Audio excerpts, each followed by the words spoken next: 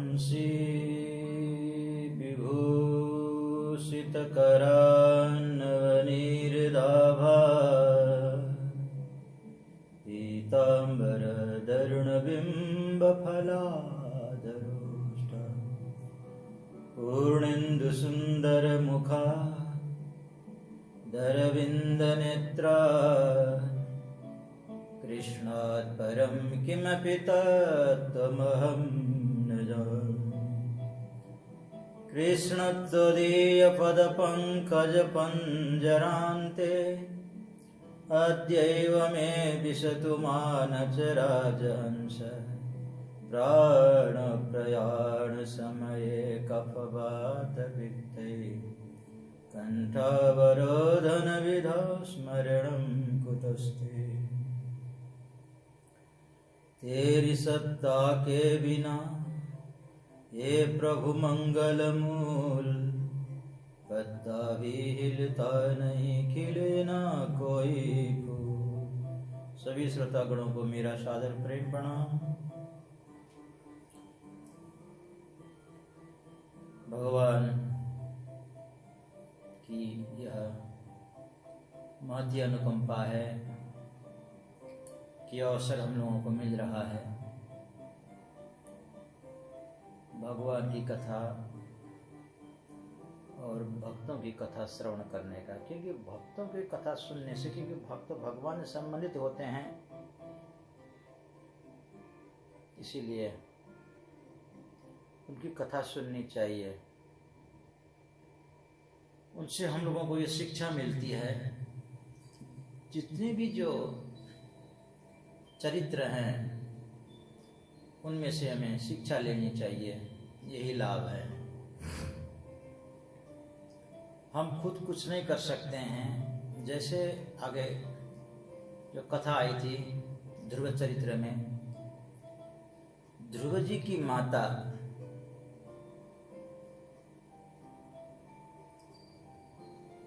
उनकी भी मुक्ति हो जाती है। उन्होंने तो ऐसा कुछ बहुत बड़ा ज्ञान अर्जित नहीं किया था, बहुत बड़ी तपस्या नहीं की थी।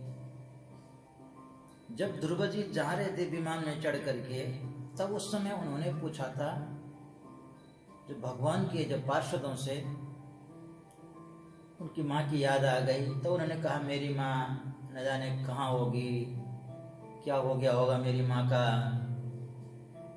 तब पार्षदों ने कहा था ध्रुव जी देखिए आगे और एक विमान जा रहा है ना। कहा कि हाँ उसमें आपकी माता जी हैं, आपसे पहले वो आगे जा रहे हैं। अब देखिए कैसे उनकी मुक्ति हो गई।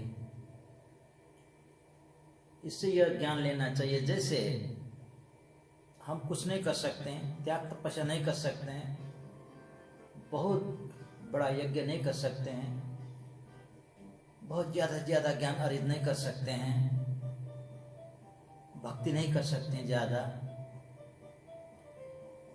तो कम से कम इतना तो कर सकते हैं जो ऐसा भगवान का भक्त है उनसे हम जुड़ सकते हैं। उनसे जुड़ेंगे तो संसर्ग से भी हमारा कल्याण हो सकता है। आप स्वयं अपनी मुक्ति का मार्ग प्रशस्त नहीं कर सकते हैं तो कम से कम भगवान के भक्त से जुड़ जाइए, जो वास्तव में भक्त है, जो उस प्रकार से उसने जीवन जिया है। ऐसे भक्त के संसर्ग से भी मुक्ति मिल जाती है, उसका भी कल्याण हो जाता है। जैसे कच्ची लकड़ी है वो जल नहीं सकती है, तो सूखी लकड़ी के साथ हो जाए तो कच्ची लकड़ी भी जल जाती है, उसका भी बेड़ा पार हो जाता है। इसी प्रकार से कच्ची लकड़ी की तरह हम कुछ नहीं कर सकते हैं, तो भगवान के भक्त के साथ जुड़ जाएं, उनके साथ साथ हमारा भी कल्याण हो जाएगा। जैसे ध्रुव जी की माता सुनीति के हुआ, ध्रुव से भी आगे निकल गई, उनको भी वही लोग मिला जो ध्रुव जी को मिला, साथ ही रहे। इसीलिए भगवान के भक्त के साथ जुड़ना चाहिए, भगवान की कथा के साथ जुड़ना चाहिए, भक्त के चरित्र के साथ जुड़ना चाहिए। उसे जुड़ेंगे तो कच्ची लकड़ी की तरह, जिस सूखी लकड़ी जल जाती है तो कच्ची लकड़ी भी साथ में जल जाती है, तो हमारा भी कल्याण हो सकता है। इसीलिए ऐसा हमको करना चाहिए। भगवान की भक्ति हम न भी कर सकें, उतने हमें ज्ञान नहीं है, सूझबूझ नहीं है, तो संसर्ग तो कर ही सकते हैं, क्योंकि संसर्गजा दोष गुणा भवंती, संसर्ग से दोष और गुण आते हैं। तो भक्त के साथ में जाने से धीरे धीरे धीरे करके वो गुण हमें आने लगेंगे। शराबी कबाबी के साथ जाएंगे तो धीरे धीरे धीरे करके वो भी अपना वो काम शुरू कर देगा। पहले शराब की गंदगी से उल्टी करने वाला व्यक्ति धीरे धीरे करके उल्टी करना बंद करता है, थोड़ा चख लेता है, चखते चखते फिर आदी हो जाता है, दुर्गुण उसमें आ जाते हैं। तो इसीलिए संसर्गजा दोष गुणा भवंती, संग करना चाहिए।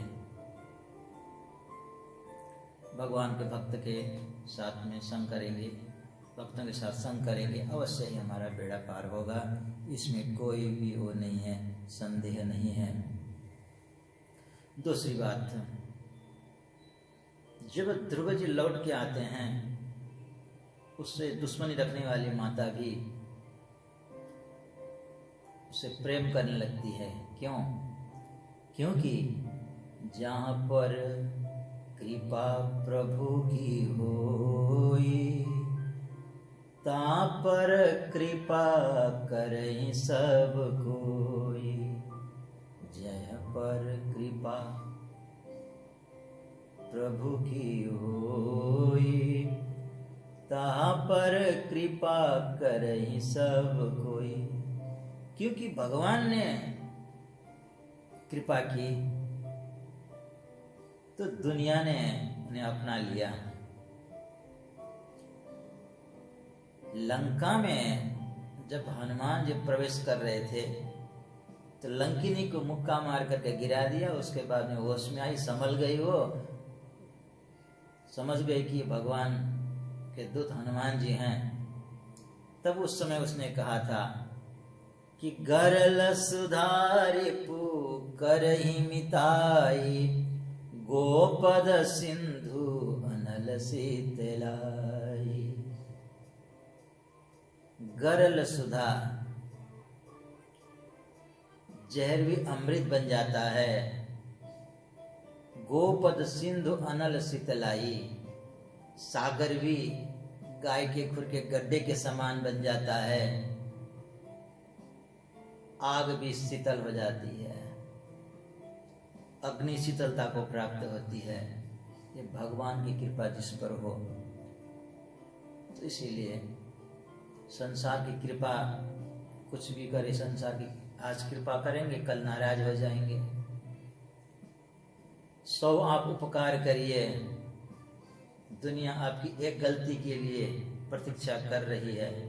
आप एक गलती करेंगे, आपके 100 गुण बेकार हो गए, सब गुण गोबर हो गया। पर भगवान ऐसा नहीं करते हैं। आप 100 गलती भी करेंगे, आप भगवान के शरण में जाएंगे, भगवान उसको क्षमा कर देंगे। इंद्र के पुत्र जयंत ने बहुत बड़ा अपराध किया था। सीता जी के पैर में चोंच मारा था उसने। भगवान ने तिनका उठा करके फेंका उसको मारने के लिए। ब्रह्मांड में भ्रमा वो अपने पिता के पास में जाता है, कहा कि मुझे बचाइए, मुझे बचाइए। तो ब्रह्मास्त्र पीछे आ रहा है। इंद्र ने कहा क्यों, क्या हो गया? ऐसा ऐसा मैंने किया था। उन्होंने कहा कि अभी भाग, मैं तो वज्र से मारूंगा, नहीं तो परमात्मा अपराध करके आया, मेरे पास आता है, भाग अभी। वहां से भगा देते हैं। ब्रह्मा जी के पास में जाता है, कहा कि महाराज मुझे बताइए बताइए बताइए, क्या हो गया? ऐसा ऐसा हो गया। ब्रह्मा जी ने कहा अभी श्राप देता हूँ भाग यहाँ से। तो भगवान के प्रति अपराध करके आया है, सोच मार के आया है, और हमसे कहता है कि बचाओ, भगा देते हैं। तो शंकर जी के पास में जाता है, ये तो भोलेनाथ हैं, भोले हैं, शायद ही बचाएंगे। वहाँ जाता है, शंकर जी ने कहा क्या हुआ, आओ आओ, क्या हुआ, ऐसा ऐसा हुआ। और उन्होंने कहा अभी भागना, त्रिशूल से मैं तुझे मार डालूंगा। देखिए भगवान का जब अपराध जो कोई करता है ना, तो फिर कोई बचाता नहीं है। फिर तो नारद जी मिलते हैं, नारद जी ने कहा कि जाओ भगवान के शरण में जाओ, उन्हीं के शरण में जाओ, बड़े दयालु हैं। फिर आता है, आकर के प्रणाम करता है, भगवान क्षमा कर देते हैं। यानी संसार क्षमा नहीं कर सकता है, भगवान क्षमा कर देते हैं। भगवान परम दयालु हैं, परम कृपालु हैं। भगवान ने अपने जैसा ही शरीर दिया है भक्ति करने के लिए, इसीलिए भूलना नहीं चाहिए, भगवान की भक्ति करनी चाहिए। चलो चलते हैं कथा की ओर। राजा अंग का बेटा बेन बड़ा ही पापी, बड़ा ही दुष्ट निकला था। जैसा कर्म किया वैसा उसने फल भी भोग लिया, बड़ा नास्तिक था। ऋषियों ने उसे श्राप दे करके, हुंकार करके वहीं मार डाला, वो मर गया। अराजकता फैलती है देश में।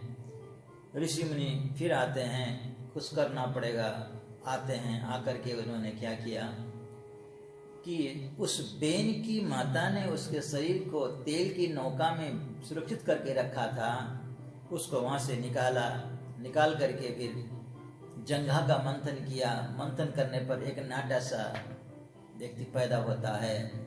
उसने हाथ जोड़ के कहा कि मैं क्या करूं, मुझे आज्ञा दीजिए। ऋषियों ने कहा ये राज्य करने लायक नहीं है, राजा होने लायक नहीं है। उन्होंने कहा निषिद्ध, बैठ जाओ। ये निषाद कुल का प्रथम व्यक्ति हुआ। इसी से निषाद कुल की उत्पत्ति होती है। और फिर जंघा का, हाथ का फिर मंथन किया है। हाथ का जब मंथन करते हैं तो एक स्त्री और पुरुष का जोड़ा प्रकट होता है। ऋषि मुनि पहचान गए ये पुरुष साक्षात भगवान विष्णु के अंश से उत्पन्न है और ये लक्ष्मी के अंश से उत्पन्न है। इसलिए ऐसा जान करके ऋषि मुनियों ने प्रार्थना की है, स्तुति करते हैं और अपने अपने शस्त्र अस्त्र सब प्रदान करते हैं, उपहार प्रदान करते हैं। जिसके पास जो शस्त्र अस्त्र था, जो कुछ था, उन्होंने उनको भगवान मान करके समर्पित किया है पृथ्वी जी को और अभिषेक करके राज्य अभिषेक किया है सिंहासन पर बैठा करके। इसके बाद ऋषि मुनियों ने सूतमागध बंदी से कहा कि स्तुति करो। सूतमागध बंदी क्या करते हैं, गाते हैं, स्तुति करते हैं। स्तुति करने लगे तो पृथ्वी ने कहा नहीं रुक जाओ। कहा कि अभी तुम स्तुति कर रहे हो, अभी मैं पैदा हुआ हूं, मेरे गुण प्रकट नहीं हुए हैं, तुम स्तुति कैसे करोगे? मैंने तो कुछ किया ही नहीं, अभी तो मैं तो प्रकट हुआ हूं। स्तुति तब की जाती है कि किसी ने दया की हो, अच्छा व्यक्ति का कि हम आपने ऐसा किया, आपने वैसा किया, आप बड़े दयालु हैं, आप कृपालु हैं। अभी तो कुछ गुण प्रकट ही नहीं हुए हैं, कैसे? तो ऋषि चुपचाप हो गए बेचारे सूतमागध बंदीगण और ऋषि मुनियों की ओर देखने लगे। अब क्या करें, क्योंकि उन्होंने मना कर दिया। ऋषि मुनियों ने और एक उपाय बताया, अब ऐसा करो, इस प्रकार के गुण आप में प्रकट होंगे भविष्य में, इस प्रकार से तुम स्तुति करो। फिर उन्होंने वैसे ही किया, स्तुति की और शांत हो गए। पृथ्वी जी ने सब का सम्मान किया। सूतमागध बंदियों को अच्छा उपहार दे करके प्रसन्न किया। ब्राह्मणों को भी खूब भेंट दिया और सब लोग चले गए। सुखपूर्वक बैठे हुए थे। एक दिन दरबार के सामने देखा बहुत लोग आए हैं और पुकार कर रहे हैं, महाराज हमें बचाइए, हमें रक्षा करिए, रक्षा करिए, कृपा करिए, दया करिए। पृथ्वी जी ने बाहर निकल के देखा तो पूछा कि कौन तुमको मार रहा है, किससे तुम्हें भय है, बताओ, और तुम इतने दुबले पतले क्यों हो, खा पी के क्यों नहीं हट्टे कट्टे बन जाते। तब उन्होंने कहा, उन जन प्रजा ने कहा, महाराज ये क्षुधा हमें मार रही है, हम इसे मारने से पहले हमको बचा लीजिए। तब उन्होंने ध्यान से देखा कि खेती बाड़ी ढंग से नहीं हो रही थी, क्योंकि शासक के जो पाप कर्म के से पीड़ित होकर के पृथ्वी ने अपने सारी उसको ऊर्जा को उसने छुपा दिया था, अन्न और औषधि को।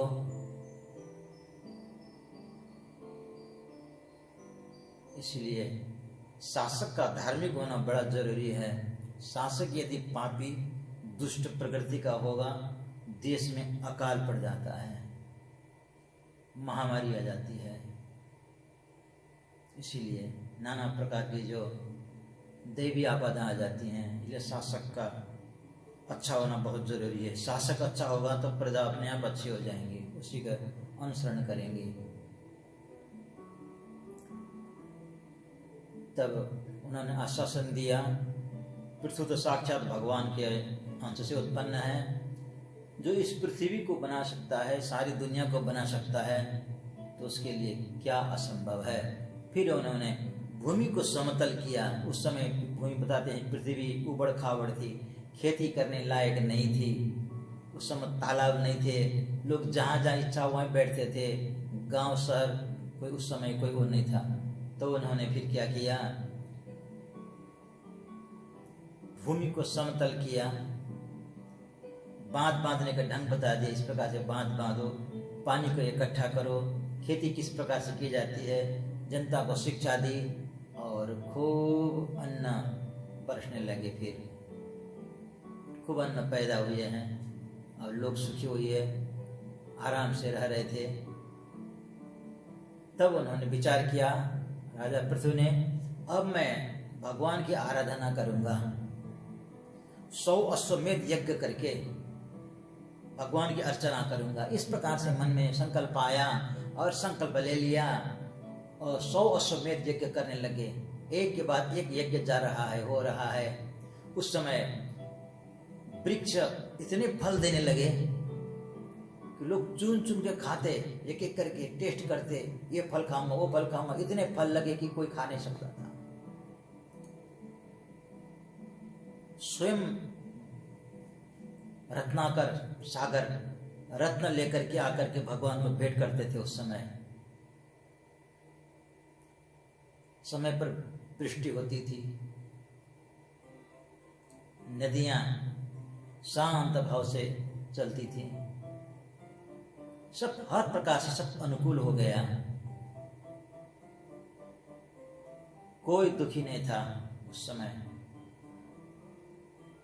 और एक के बाद एक यज्ञ चल रहा था, किसी को कोई समस्या नहीं थी, किसी को कोई दुख नहीं था, किसी को भय नहीं था, पर एक व्यक्ति को बड़ा भय लगने लगा, वो था इंद्र।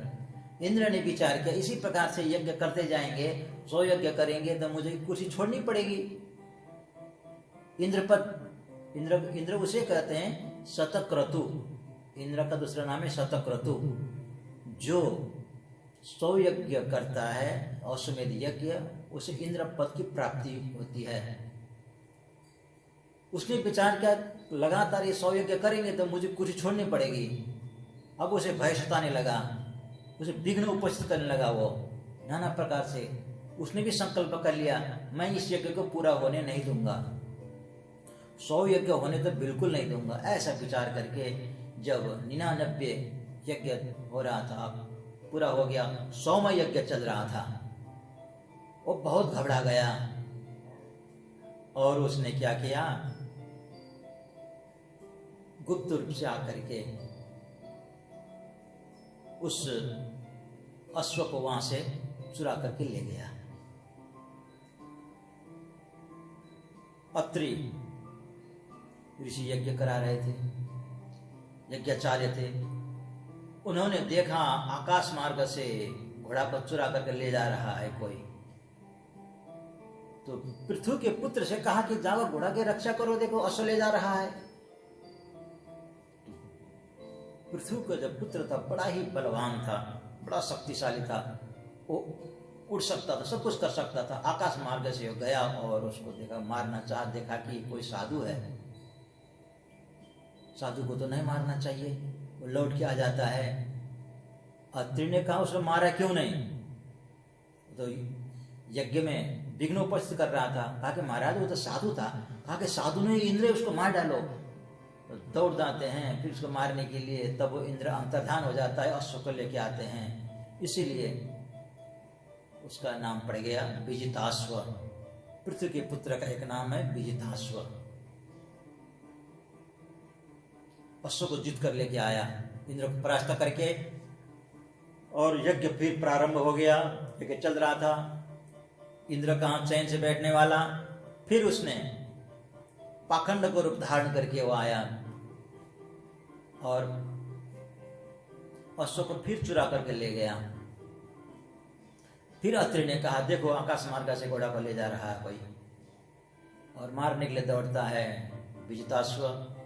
तो देखा कि कोई नाना प्रकार के खप्पर गले में है, काला काला वस्त्र पहना हुआ है, अनेक माला है, चंदन है, पूरा शरीर भभूति रमाया हुआ है। देखा कि लगता है कि कोई नागा है, कोई महात्मा है, इसलिए उसको मारा नहीं। फिर अत्रि ने कहा कि नहीं वो वही इंद्र है। फिर दौड़ता है, इंद्र को परास्त करता है, अश्व को लेके आता है, और बड़ा ही क्रोध आ गया पृथ्वी को। पृथ्वी ने विचार किया बार बार ये विघ्न कर रहा है, इसलिए धनुष बाण उठा लिया। ऋषि मुनियों ने कहा कि याज्ञिकों ने कहा कि महाराज आप दीक्षित हैं, आप क्रोध नहीं कर सकते हैं, आप किसी की हत्या नहीं कर सकते हैं, आप चुपचाप बैठिए। आप कहे तो हम इंद्र को अपने मंत्र शक्ति से अग्नि में ही सुहा कर दें। उन्होंने कहा कि देरी क्यों, जल्दी करो। फिर ऋषि मुनियों ने ऐसा मंत्र पढ़ा और इंद्र को अग्नि में डालने के लिए, अग्नि कुंड में डालकर स्वाहा करने के लिए चाहते थे। ब्रह्मा जी ने विचार किया तो बड़ा चौपट हो जाएगा, ऐसा तो कभी नहीं हुआ। तुरंत ब्रह्मा जी प्रकट हो जाते हैं। उन्होंने कहा कि रुक जाओ। कहा कि इंद्र भगवान के अंश से उत्पन्न है, इसलिए उसको इस प्रकार से मारना नहीं चाहिए। और पृथ्वी से कहा तुम भी भगवान के अंश से उत्पन्न हो, वो भी भगवान के अंश से उत्पन्न है, इसलिए उसको क्षमा कर दो, छोड़ दो। और तुम 100 यज्ञ न भी पूरा करोगे तो तुम्हारा कुछ होने वाला नहीं है।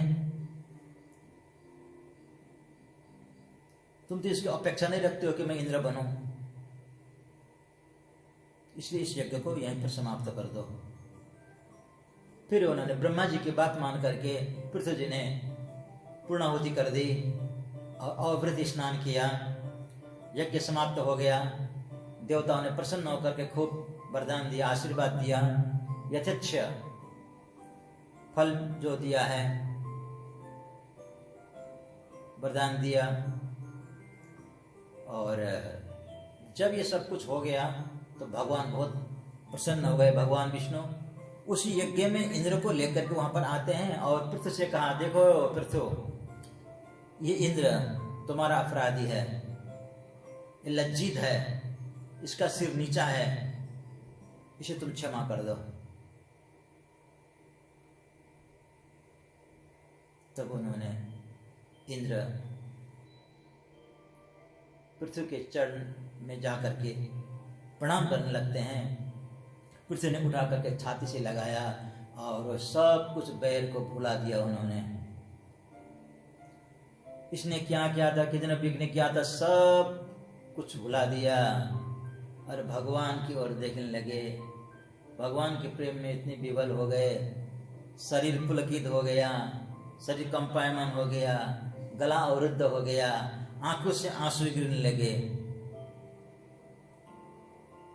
आंखों भगवान को देखते देखते इतने आंसू गिरने लगे कि भगवान आंख धुंधला दिखाई देने लगा, अब ढंग से दिखाई नहीं दे रहा था।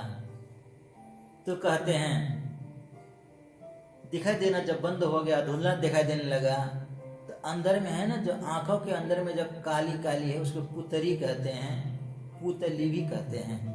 वो पुतरी ने उस आंसू से क्या कहा, तू यहाँ से हट जा, मैं दर्शन ठीक ढंग से नहीं कर पा रही हूँ। तो कहते हैं पुतरी कहे मार्ग से हट जा, हंसुआ कह पाव पखार न दे। पुतरी कहती हैं कि तो मेरे मार्ग से हट जा, मुझे विघ्न मत कर, मुझे परमात्मा को देखने दे, क्यों विघ्न कर रहा है। तो आंसुओं ने कहा हंसुआ कह पाव पखार न दे, मैं नहीं हटूंगी, मुझे भगवान के चरण धोने हैं, मैं चरण धोऊंगी। इस प्रकार से आंसुओं ने जब इस प्रकार से कहा, यहाँ पर ही विवाद होने लगा। कहते हैं पल के कहे मूदले मेरे माधव को, पल के कहे मूदल मेरे माधव को, अखियां कहे और निहारन दे। पलकों ने कहा कि अब मैं बंद करके उस छवि को मैं आंखों में बंद कर लेती हूँ। पलकों ने कहा कि उसको बंद कर लूंगी, जाने न दूंगी, क्योंकि हम बंद कर देंगे तो वहीं बना रहेगा। भगवान की छवि को वहीं पर बंद करने के लिए पलकों ने कहा अब मैं ढक्कन लगा देती हूँ। पल के कहें मूदले माधव को, मुदने के लिए जैसे तैयार हुआ, आँखियां कहे और निहारन दे। आंखें कहते हैं कि मैं अभी तृप्त नहीं हुई हूं, मुझे और निहारने दे, मुझे देखने दो, मुझे निहारने दो, मेरी प्यास अभी बुझी नहीं है। तो ये स्थिति हो गई,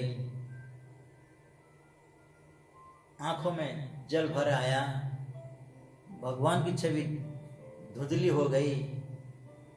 पुत्री ने कहा जल को, आंसुओं को, हट जा मेरे मार्ग से, मुझे ढंग से देखने दे।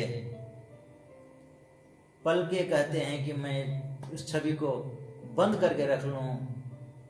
आंखें कहती हैं अभी बंद न कर, मुझे और देखने दे, और देखने दे, मेरी प्यास अभी बाकी है, जितने देखती हूँ और मेरी प्यास बढ़ रही है।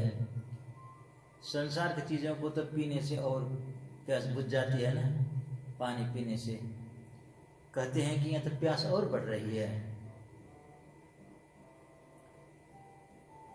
इस प्रकार से हाथ जोड़ के खड़े हैं, भगवान की छवि को निहार रहे हैं, देख रहे हैं।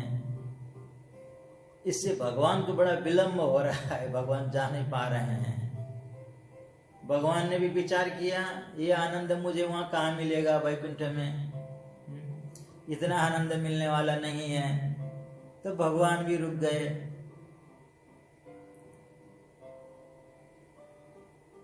और भगवान ने कहा क्या चाहते हो तुम, मांगो।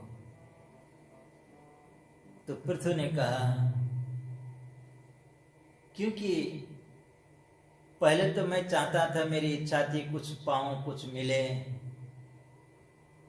अब आपको देखने के बाद, आपके दर्शन प्राप्त करने के बाद अब मेरे मन में कोई इच्छा न रही, क्योंकि जो मिलना था वो तो मिल गया। आपसे बड़ी वस्तु दुनिया में और कौन सी होगी और कुछ चाहूं। अब कछु नाथ न चाहिए मोरे, दीन दयाल अनुग्रह तोरे। अब कछु नाथ न चाहिए मोरे, दीन दयाल अनुग्रह तोरे। हे प्रभु मुझे और कुछ नहीं चाहिए, आपका दर्शन मिल गया, आपका अनुग्रह मुझे मिल रहा है, और क्या चाहिए? क्योंकि जो पहले दिया है वही कम नहीं है, उसी को चुकाने के काबिल नहीं हूँ। जो पहले दिया है वही कम नहीं है। हे प्रभु, जो आपने जो पहले दिया है, ये अवसर दिया है, ये शरीर दिया है, ये सब कुछ आपने ही दिया है। जो आपने जो पहले दिया था वो कर्जा वही चुका नहीं पा रहा हूँ, कर्जा चुकाने के काबिल नहीं हूँ। तेरी मेहरबानी का है बोझ इतना, उसी को निभाने के काबिल नहीं हूँ।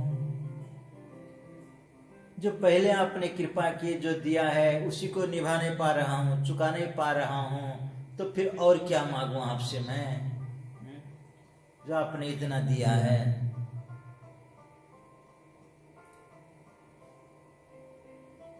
तो कहते हैं, हे प्रभु, मैं ये चाहता हूं आपके दर्शन करने के लिए मेरे हजारों आंखें हों, हजारों कान हों। तो कहते हैं, विदस्स कर्णायुत मेष में बर, मुझे हजारों कर्ण दीजिए। आपकी कथा सुन के मैं तृप्त नहीं होता हूँ, जितना सुनता हूँ उतनी प्यास बढ़ती है, उतनी प्यास बढ़ती है, उतनी प्यास बढ़ती है। इसलिए प्रभु, ये 2 कानों से मैं तृप्त नहीं हो पा रहा हूँ आपके कथा सुन करके, इसलिए मुझे 1000 कान दीजिए। तो